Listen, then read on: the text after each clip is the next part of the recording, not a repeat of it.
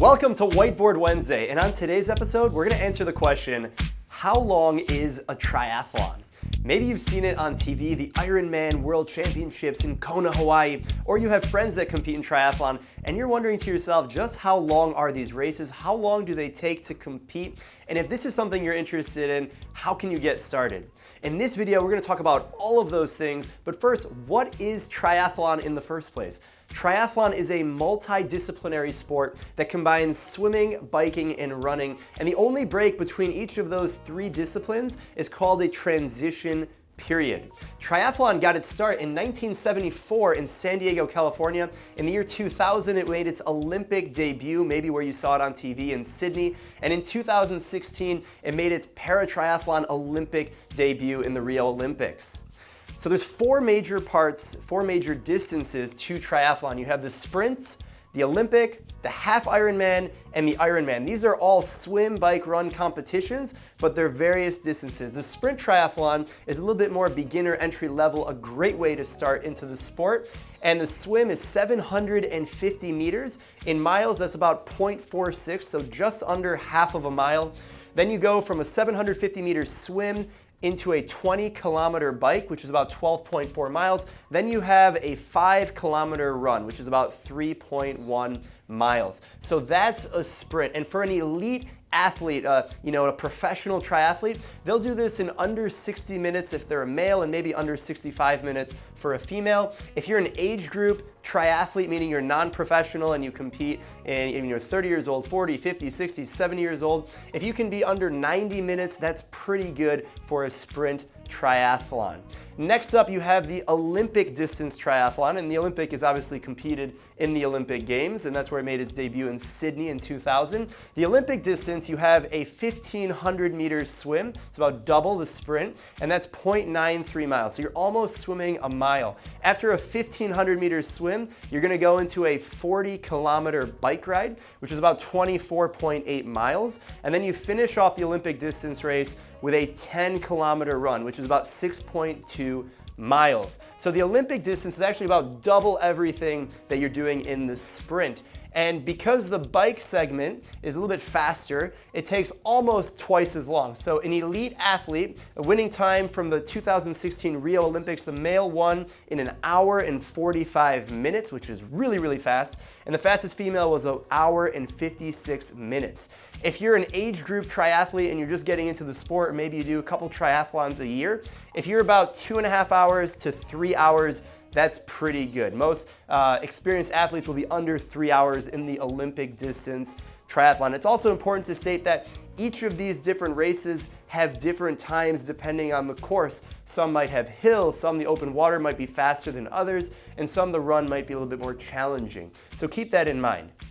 We have the half Ironman, which is half of the Ironman. And a lot of people are familiar with the Ironman as that crazy race in Hawaii, Kona World Championships. But there's Ironman races and half Ironmans that happen all over the world every single year. Every weekend there's going to be an Ironman or half Ironman race somewhere in the world. So the half Ironman, also known as a 70.3, is a 1,900 meter swim, which is 1.2 miles, followed by a 90-kilometer bike ride, which is 56 miles, and then you're gonna finish that up with a 13.1 mile run, which is a half marathon run, which is about 21.1 kilometers. Now the half Ironman is exactly half of the full Ironman. So the full Ironman is a 140.6. That's the total distance in miles of the race. So 70.3, that's how many miles you're doing in the total swim, bike, and run. And the full Ironman, you have a 3,800 meter swim, which is 2.4 miles.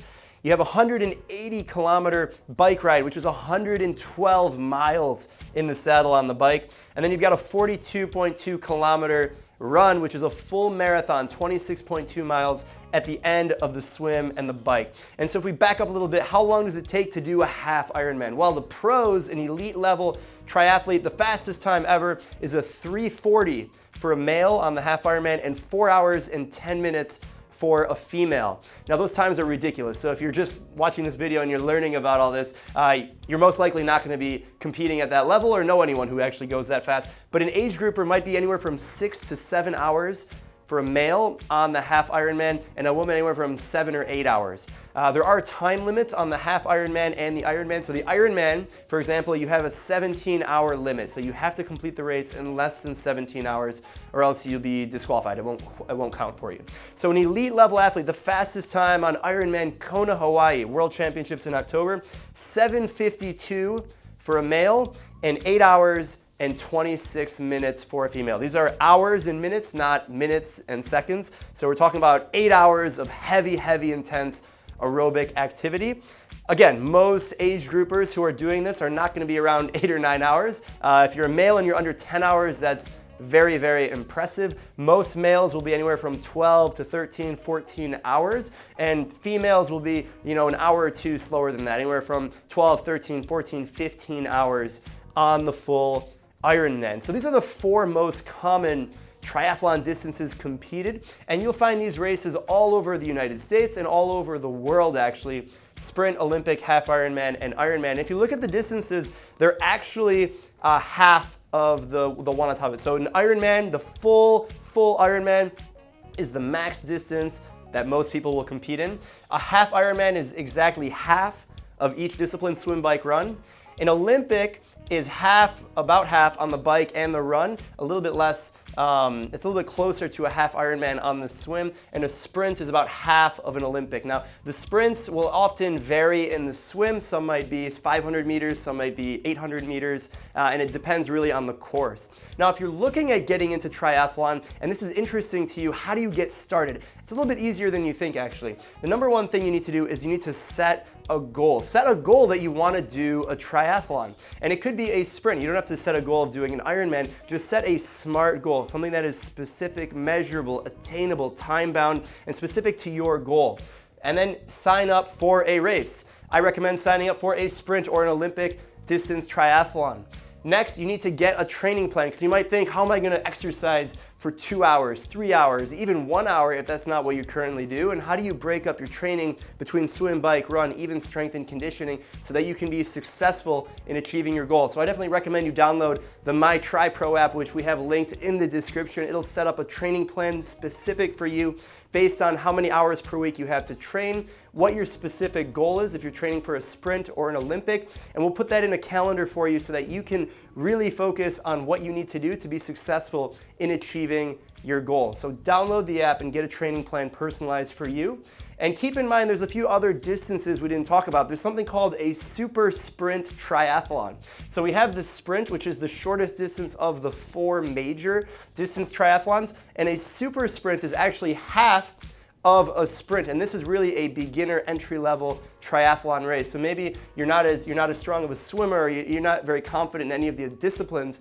You can do a super sprint triathlon, and it's normally only a few hundred meters, and it could be in a pool even. On the swim, it's normally a 10-kilometer or less bike ride, and you'll normally only run 1 mile, which you can walk. So if you're able-bodied and you're able to do this, that's awesome. Keep in mind there is para-triathlon, which is awesome and participated in and growing as well. There's also relay, so maybe you only want to do one part of these, but you have a couple of friends, and together you can do a relay. So one of you will do the swim, one will do the bike, and one will do the run, and that's an awesome way for 3 people to do the full distance, and you can do that in any of these distances. There's also something called duathlon, which is where you go, there's a number of variations. You could go run, bike, run. There's also a swimming version of that. So if you're not into running because you have a bad hip or knee or something like that, you can do swim and bike only. Also keep in mind, there are ultra triathlons, and we didn't talk about that, but ultra triathlon is basically an Ironman multiple times over. And normally you wouldn't do it in succession. You would do multiple Ironmans over multiple days. So you do an Ironman on Saturday, and then you do another one on Sunday, which is crazy. So I don't know if you want to get into that, but I would recommend signing up for a sprint or an Olympic or even a super sprint. Maybe you want to do a relay. But number 1 is set a goal. Number 2, sign up for a race.